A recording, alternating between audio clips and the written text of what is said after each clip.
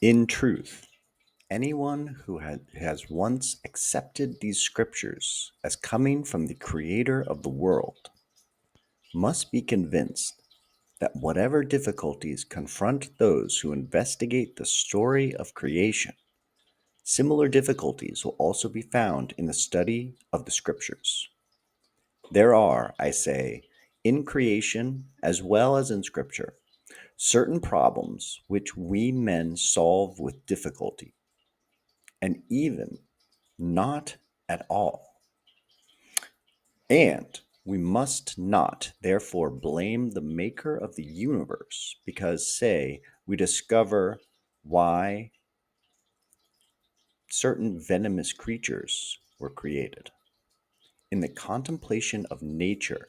it is an act of piety if a man who is conscious of human weakness and recognizes the impossibility of understanding the principles of the divine skill, though pondered with all diligence, will ascribe to God the knowledge of these things. He will hereafter, should we be deemed worthy, reveal to us all the mysteries which now engage our reverent attention. Similarly, we should see that the divine scriptures also contain many mysteries of which it is hard for us to give an account. Anyway, let those who, after forsaking the Creator of the world and betaking themselves to a God of their own invention, make these professions, solve the difficulties we put before them, or at least, after such strange impiety,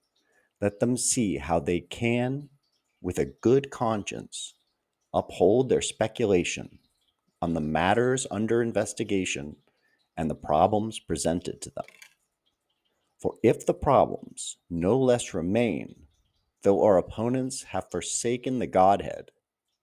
would it not be far greater piety to be content with our conception of God, the Creator being contemplated through the works of creation, and to refrain from utter godlessness and unholy opinions respecting so great a God?